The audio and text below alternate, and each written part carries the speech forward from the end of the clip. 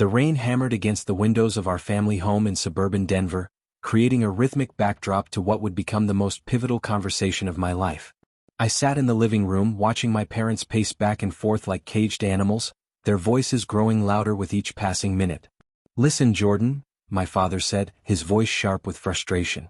"We've been over this 100 times. Your grandmother is becoming a burden we simply cannot afford anymore." My mother nodded vigorously, her perfectly manicured hands gesturing dramatically. "She's 92 years old, honey. She can barely remember our names most days. The nursing home bills are astronomical, and frankly, we have our own future to think about." I felt my stomach clench as I looked toward the guest bedroom where Grandma Rose had been staying for the past 3 months. At 19, I was the youngest in the family, still finding my footing in community college, but even I could see the callousness in their words. "But Mom, she raised you," I protested, my voice barely above a whisper. "When Grandpa died, she worked 3 jobs to put you through college. Doesn't that mean anything?" My father's face hardened. "That was then, this is now. We're not running a charity here, Jordan. The reality is harsh, but we need to be practical. She's useless to this family now, just draining our resources." The word useless hit me like a physical blow. I thought about Grandma Rose's gentle hands teaching me to bake cookies when I was 7, her patient voice helping me with homework when my parents were too busy with their careers, her warm hugs that made everything better during my difficult teenage years. "She's not useless," I said, my voice stronger now. "She's family." "Jordan, you're being naive," my mother interjected, smoothing her expensive blouse. "We've made the decision. Tomorrow we're moving her to that state facility across town. It's much more affordable, and honestly, she won't know the difference anyway." I had visited that facility once with a school volunteer group. The smell of disinfectant couldn't mask the underlying odor of neglect. The staff was overworked, the rooms were cramped, and the residents sat in wheelchairs lining the hallways, staring blankly at nothing. The thought of Grandma Rose in that place made my chest tighten with anxiety. "What if I take care of her?" I offered desperately. "I could move back home, help with her medications, drive her to appointments." My parents exchanged a look that spoke volumes. "You have your own life to live," my father said dismissively. "Besides, what do you know about caring for an elderly person with dementia? You can barely take care of yourself." That night, I sat by Grandma Rose's bedside, watching her sleep peacefully. Her silver hair spread across the pillow like spun moonlight, and her face, though lined with age, still held traces of the beautiful woman she had been. In the dim light from the hallway, I could see the framed photos on her nightstand. Pictures of my grandfather, of my mother as a young woman, of me at various stages of my life. "I won't let them do this to you," I whispered, though I wasn't sure she could hear me. The next morning brought chaos. The van from the state facility arrived earlier than expected, and my parents were already dressed and ready, as if they couldn't wait to get this unpleasant task over with. I watched in horror as 2 uniformed men began loading Grandma Rose's meager belongings into boxes. "Wait," I called out, but my mother waved me off. "Jordan, don't make this harder than it has to be. We've already signed the paperwork." Grandma Rose emerged from her room, confused and disoriented. She was wearing her best dress, the blue one with tiny flowers that she always wore to church. Her hands shook as she clutched her small purse, and her eyes darted around the room as if trying to understand what was happening. "Where are we going, dear?" she asked me, her voice thin and worried. Before I could answer, one of the facility workers gently took her arm. "Come along, Mrs. Patterson. We're going to your new home."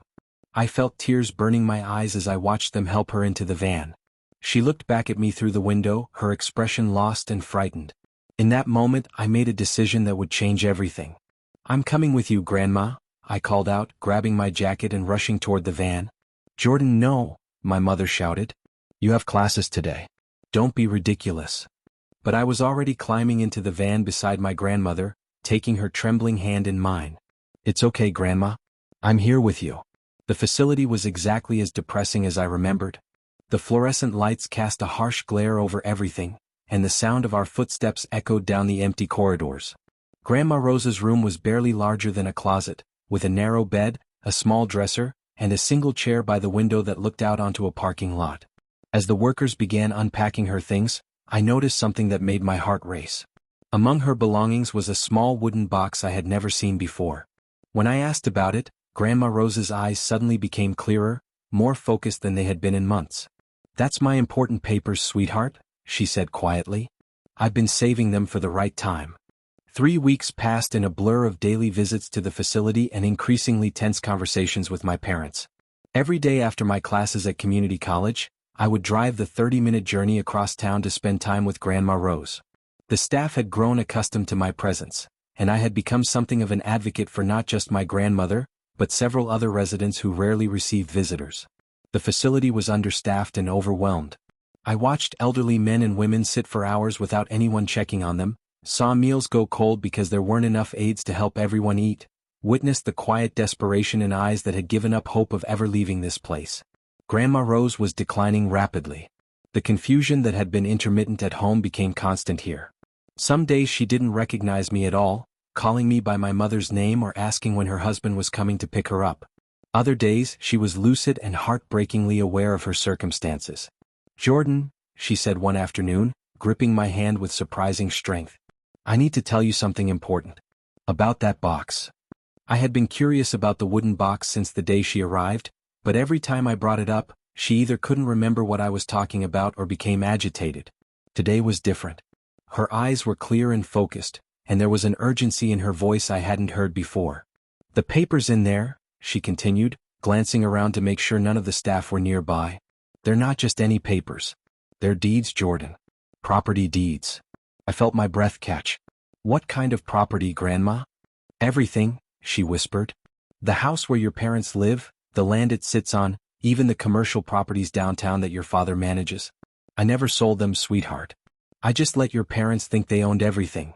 My mind reeled as I tried to process what she was telling me. My parents had always presented themselves as successful property developers, owning multiple rental properties and commercial buildings throughout Denver. They drove expensive cars, wore designer clothes, and never seemed to worry about money. "But why?" I asked. "Why let them think they owned it all?" Grandma Rose's eyes grew sad. "Because I loved your mother and I wanted her to feel successful and independent. After your grandfather died, I inherited everything he had built over 40 years. But your mother was so proud, so determined to make her own way. So I let her manage the properties, collect the rents, make the decisions. I never told her she was just running my empire." The implications hit me like a thunderbolt. If what Grandma Rose was saying was true, then my parents had been living a lie for decades. They weren't successful property moguls. They were employees managing someone else's assets. And they had just abandoned the actual owner to a state facility because they considered her useless. "Grandma, are you absolutely sure about this?" I asked, my heart pounding. She nodded slowly. "The documents are all there, sweetheart. Deeds, wills, trust papers. Everything is in my name, and everything is meant to go to family who truly cares about family." Over the next few days, I couldn't concentrate on anything. My classes became a blur of half-heard lectures and incomplete notes. I kept thinking about my parents going about their daily lives, managing properties they didn't actually own, while the Real owner sat in a state facility eating lukewarm meals and watching television with the volume turned too high. I began visiting the local library, researching property law and inheritance rules. What I learned made my stomach churn with anxiety and excitement in equal measure. If Grandma Rose was telling the truth, she had the legal right to reclaim everything. She could evict my parents from their own home, take back control of all the rental properties and leave them with nothing. But there was a problem. Grandma Rose's mental state was deteriorating rapidly. Some days she was sharp and clear, able to discuss complex details about the properties and their histories. Other days she didn't even know what year it was. For any legal action to be taken, she would need to be declared mentally competent by a court, and that seemed increasingly unlikely. I decided I needed to see the documents for myself. The next afternoon, I arrived at the facility with a plan. I had brought Grandma Rose her favorite cookies from the bakery downtown, and I waited for one of her lucid moments to ask about the box. "I think it's time you looked at those papers, Jordan," she said, her voice steady and clear. "But not here. Too many people watching, too many ears listening. Take the box home with you tonight." My hands trembled as I lifted the wooden box from her dresser.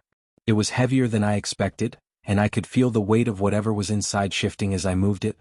Grandma Rose watched me carefully, her eyes more alert than I had seen them in weeks. "Whatever you find in there," she said quietly, "remember that I did everything out of love. I wanted your mother to be happy, to feel successful. But I never meant for her to forget what family means." That evening, alone in my small apartment near campus, I finally opened the box. Inside were dozens of documents, some yellowed with age, others more recent. property deeds, mortgage papers, insurance policies, bank statements, and what appeared to be several different versions of a will. As I read through the papers, the full scope of what my grandmother owned became clear. The house where my parents lived, worth over $800,000. 4 rental properties in desirable neighborhoods, generating monthly income of over $12,000. 2 commercial buildings downtown, leased to restaurants and shops, bringing in another $15,000 per month. All of it, every single property, was legally owned by Rose Patterson. But the most shocking discovery came when I found a document dated just 6 months ago. It was a new will, handwritten in my grandmother's careful script. In it, she left everything to me with one simple condition: that I promised to always take care of family members who truly need help, and never abandon those who have loved and supported me. At the bottom of the page, in her distinctive handwriting, was a note that made my eyes fill with tears. For Jordan, who was the only one who remembered that love is more important than money. I didn't sleep that night. Instead, I sat at my small kitchen table, surrounded by the documents from Grandma Rose's box, trying to process the magnitude of what I had discovered. Every time I thought I understood the situation, I found another document that revealed yet another layer of complexity. There were bank statements showing that all rental income from the properties was being deposited into accounts that my parents controlled, but which were technically held in trust for Grandma Rose. There were insurance policies worth hundreds of thousands of dollars, with my grandmother listed as both the owner and primary beneficiary. Most stunning of all, there was a promissory note signed by my father, acknowledging that he owed Grandma Rose over $50,000 in management fees that he had been taking from the rental income over the past 5 years. By morning I had made my decision. I needed to confront my parents, but I also needed professional help. I used my last bit of savings to make an appointment with Patricia Williamson, an elder law attorney whose office was downtown, just a few blocks from one of the commercial buildings that my grandmother actually owned. Patricia Williamson was a woman in her 50s with graying hair and kind eyes that became steel-hard when I explained the situation. She listened without interruption as I told her about my grandmother's abandonment at the state facility, my parents' dismissive attitude, and the documents I had discovered. "This is elder abuse," she said bluntly when I finished speaking. "Financial exploitation of a vulnerable adult is a serious crime, and what you're describing could constitute fraud as well." She agreed to visit Grandma Rose at the facility that afternoon to assess her mental competency and review the documents. "If your grandmother is having lucid periods and if these documents are legitimate, we may be able to take immediate action to protect her interests." I drove to the facility with a mixture of hope and dread churning in my stomach. What if Grandma Rose was having one of her confused days? What if the attorney couldn't understand her, or decided she wasn't competent to make legal decisions?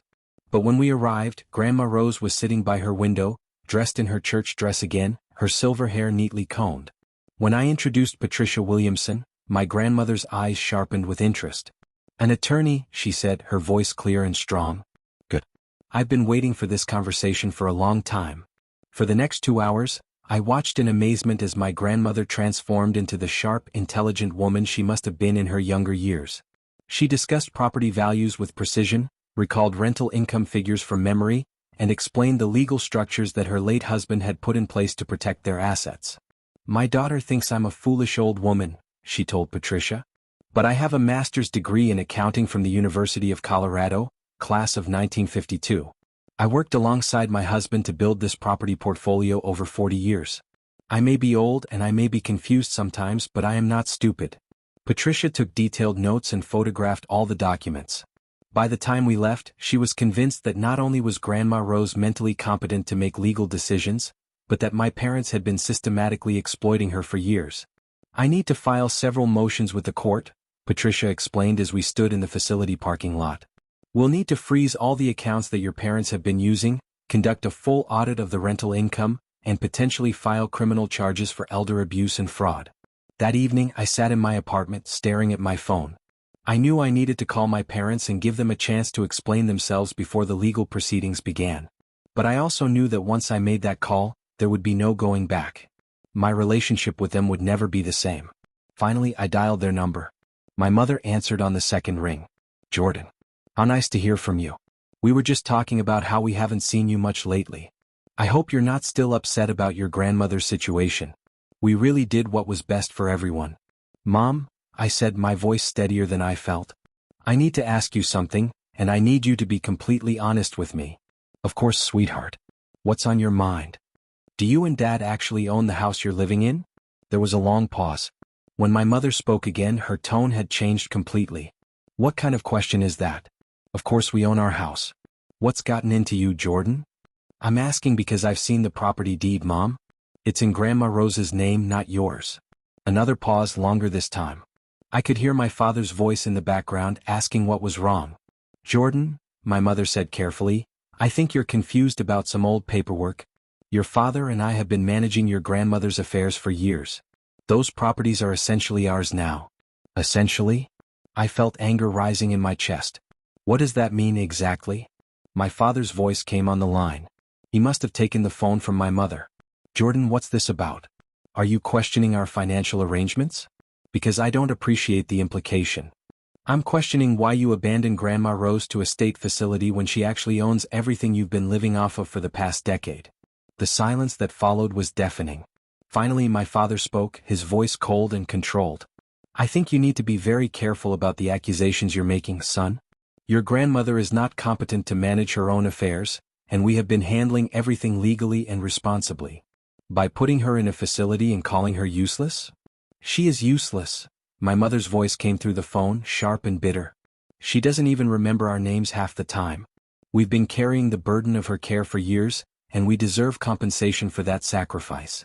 The compensation you deserve, I said quietly, is the love and respect of a woman who gave you everything she had. Instead, you threw her away like garbage the moment she became inconvenient. Jordan, my father's voice was warning now. You're out of line. I suggest you come home so we can discuss this like adults. I am being an adult, Dad. That's why I've hired an attorney. The explosion of voices on the other end of the line was immediate. Both parents started talking at once, their words overlapping in a cacophony of anger, denial, and accusations. I held the phone away from my ear until the shouting subsided. You've done what? My mother finally said, her voice barely controlled. I've hired Patricia Williamson, an elder law attorney. She's reviewed all of Grandma Rose's documents, and tomorrow morning she's filing motions to freeze all the accounts you've been using and to begin a full investigation into your management of her properties. Jordan, my father said, his voice now pleading instead of angry. Son, you don't understand the complexities of these arrangements. Your grandmother asked us to handle everything years ago. We have her permission for all of this. Her permission to put her in a state facility? Her permission to call her useless? Her permission to steal $50,000 in management fees? We haven't stolen anything, my mother protested. Those fees are standard compensation for property management services. From a woman you abandoned because she was inconvenient?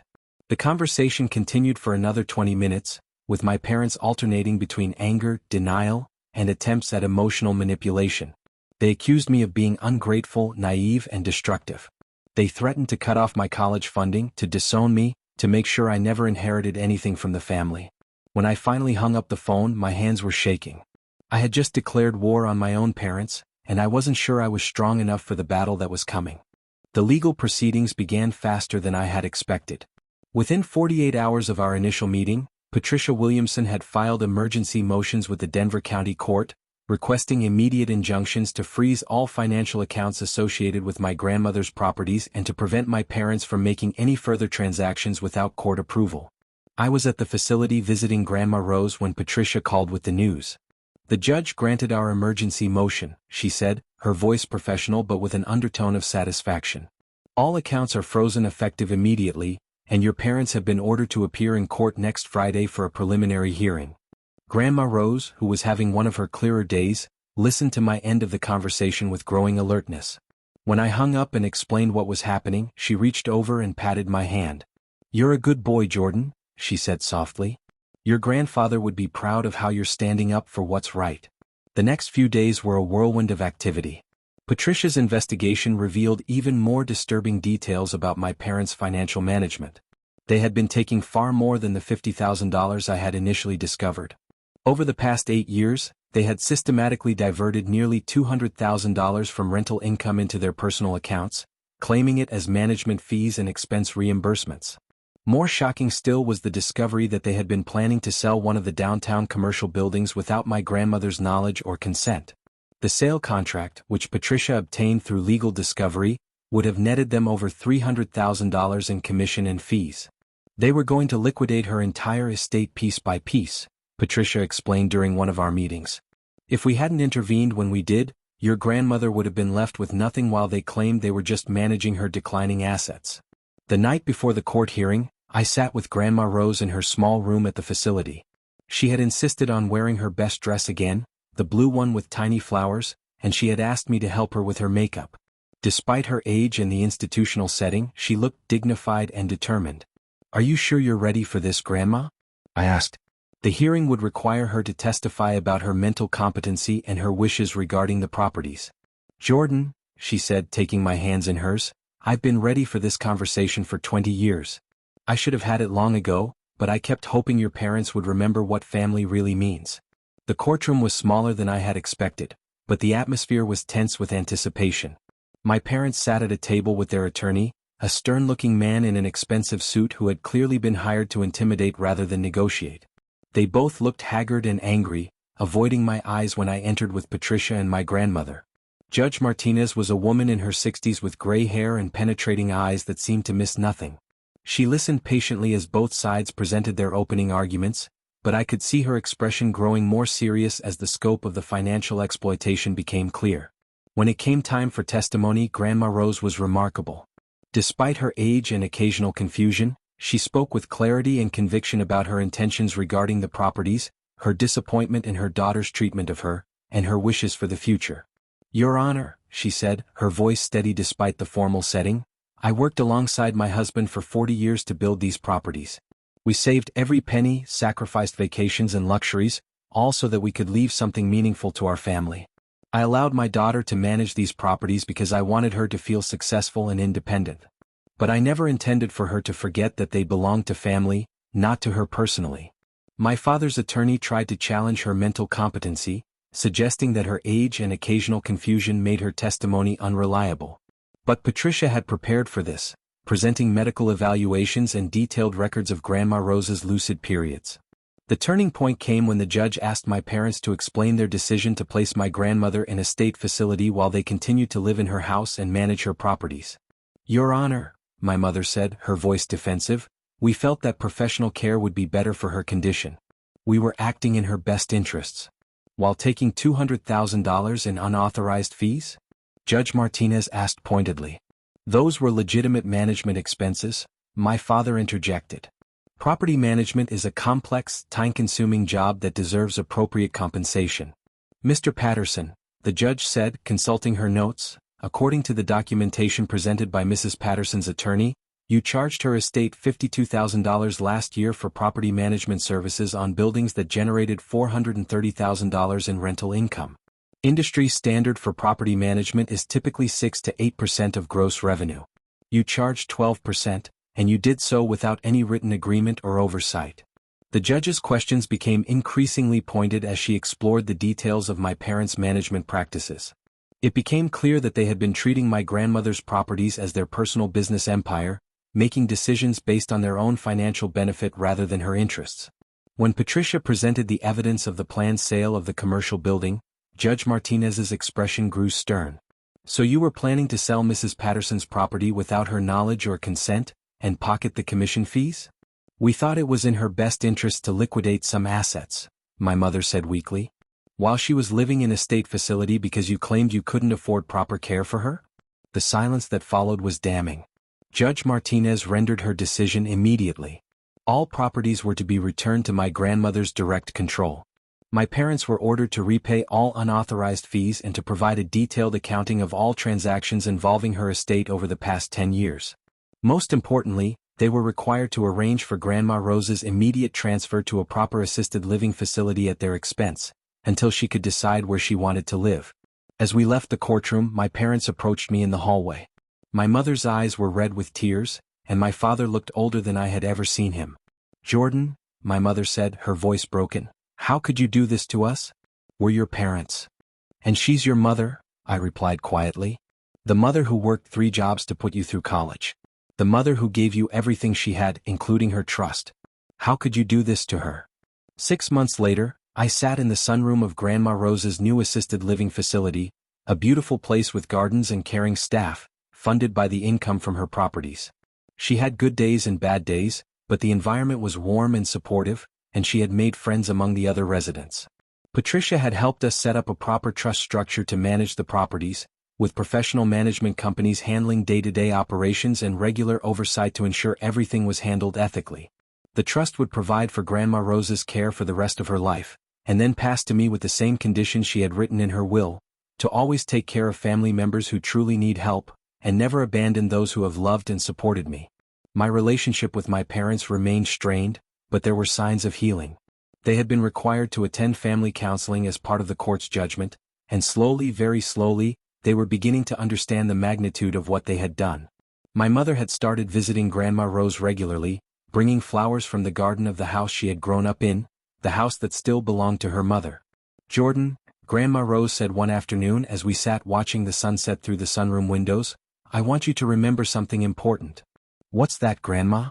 "Family isn't just about blood or obligation. It's about love, respect, and taking care of each other when times get hard. You understood that when no one else did. That's why everything I built will be yours someday." She paused, her eyes growing distant for a moment before focusing on me again. "But more importantly, you'll understand how to use it. Not for power or control, but to help people. To take care of family. To remember that love is always more important than money." As the sun set over the Rocky Mountains in the distance, I thought about the lessons I had learned over the past year. About the difference between being successful and being valuable. About the importance of standing up for those who cannot stand up for themselves. About the true meaning of family. My parents had called Grandma Rose useless, but she had taught me the most valuable lesson of my life, that our worth is not measured by what we can produce or accumulate, but by how we love and care for each other. And that lesson, I knew, was worth more than any inheritance, any property, any amount of money in the world. The estate that I would someday inherit was valuable, yes. But the wisdom and compassion that came with it were priceless. And I promised myself that I would never forget the difference,